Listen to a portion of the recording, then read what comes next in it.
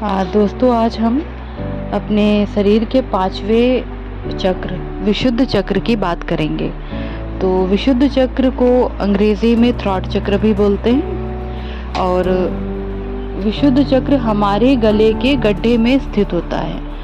जो गला होता है हमारा, वहाँ पर ये चक्र स्थित होता है। और इसके रंग की अगर बात करें तो इसका रंग नीला होता है। और इसके जो इष्ट देवता या देवी होते हैं, माँ आदिशक्ति भी होते हैं और अर्धनारीश्वर स्वरूप यहाँ पर स्थित होता है। भगवान शिव और माँ आदिशक्ति का अर्धनारीश्वर स्वरूप यहाँ पर हमारे स्थित होता है। और विशुद्ध चक्र, जैसे कि इसका नाम ही है विशुद्धता, हमारे भीतर जो भी विषैले तत्व हैं इनको ये दूर करके शुद्ध करता है। ध्यान के द्वारा जब हम अपने इस चक्र को जागृत करते हैं और जब हम सांस लेते हैं और सांस छोड़ते हैं, तब इस चक्र का ये कार्य है कि हमारे शरीर के अंदर के जितने भी टॉक्सिन्स हैं, विषैले पदार्थ हैं, उनको ये बाहर निकालता है और अंदर शुद्ध वायु शुद्धता जाती है। ठीक है। और इसी कारण इसका नाम व्युत्पन्न है। शुद्धिकरण केवल हमारे शारीरिक तौर पर ही यहाँ नहीं होती है, बल्कि हमारे मानसिक तौर पर भी बहुत शुद्धता आ जाती है इस चक्र को जागृत करने पर। और हमारे जो मन के भाव हैं वे भी बेहद शुद्ध होने लगते हैं। अच्छा, अब इस चक्र को जागृत कैसे किया जाए, इसकी थोड़ी सी बात कर लेंगे। चक्र को जागृत करने के लिए जैसे कोई भी चक्र है, सातों चक्र हैं, तो सबसे अच्छा हमारे लिए प्राणायाम ही होता है। प्राणायाम है, आसन है, सूक्ष्म व्यायाम है, ये सब बहुत ही हमारे शरीर के लिए लाभकारी सिद्ध होते हैं और हमारे मानसिक स्तर पर भी बहुत अच्छा प्रभाव डालते हैं। तो इस चक्र को जागृत करने के लिए हमें सर्वांग आसन करना चाहिए और हलासन करना चाहिए, उज्जाई प्राणायाम करना चाहिए, जालंधर बंद करना चाहिए और गले में सांस भर के रोकते हुए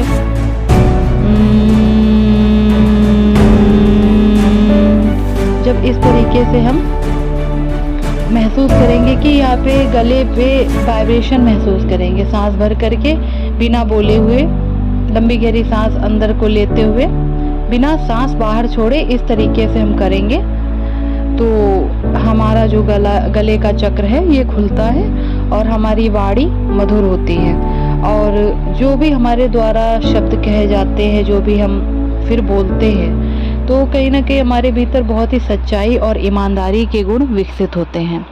हम कभी भी झूठ नहीं बोलते। जब हमारा ये चक्र डिसबैलेंस होता है, मतलब अवरोध होता है हमारे थ्रॉट में, गले में, तब व्यक्ति कहीं ना कहीं झूठ बोलने लगता है। उसकी आवाज़ दबी दबी सी रहती है, वो अपनी बात को खुलकर रखता नहीं है लोगों के सामने और एक हिचकिचाहट उसके अंदर, एक संकोच बहुत ज़्यादा भरा रहता है। तो जब भी हम इस चक्र को जागृत करते हैं प्राणायाम के द्वारा, तब हमारा ये चक्र हमारे लिए अच्छे प्रभाव डालता है, अच्छे कार्य करने लगता है। और सबसे ज़्यादा अगर लाभकारी कोई चीज़ है तो वो है सूर्य नमस्कार। सूर्य नमस्कार उगते हुए सूरज के सामने करना बहुत ही ज़्यादा उचित होता है। और नहीं कर सकते हैं तो कोई दिक्कत नहीं है, आप सूर्य नमस्कार के जो 12 पोज होते हैं उनको ज़रूर कीजिए, जिससे कि हमारा विशुद्ध चक्र जागृत होता है, बेहद मजबूत होता है। और इस चक्र के जागरण के लिए, जागृति के लिए ये प्राणायाम बहुत ही ज़्यादा ज़रूरी हैं। अच्छा, इसका बीज मंत्र तो अभी आपको जैसे बता ही दिया है कि हम हैं, और हम का उच्चारण 10 से 15 मिनट रोज़ हमें करना चाहिए।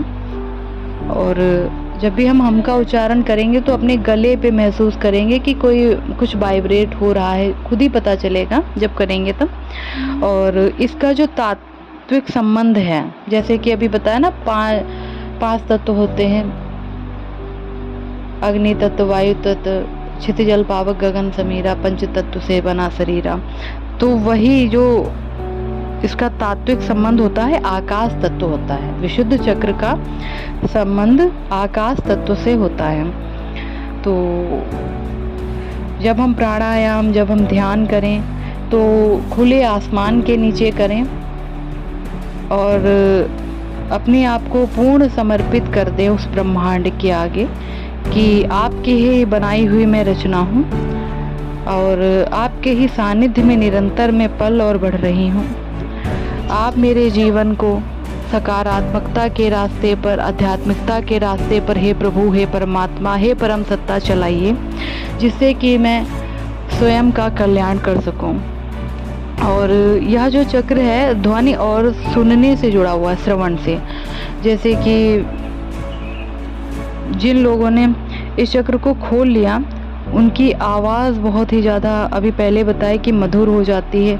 अपनी अभिव्यक्ति को लोगों के सामने बहुत ही मजबूती से वे रखना सीख जाते हैं, करुणा भर जाती है। वे व्यक्ति जब भी बोलते हैं, जिनका थ्रॉट चक्र ओपन हो जाता है, तो ऐसे लगता है कि सुनते ही रहें। कुछ ना कुछ ऐसी बातें बताएंगे ज्ञान की संबंधित, आध्यात्मिकता से संबंधित, या फिर हमारे ही सपोर्ट में कोई बात, जैसे कि जो ब्लॉकेजेस क्रिएट है उनको कहीं ना कहीं वो हीलिंग देते हैं ऐसे व्यक्ति।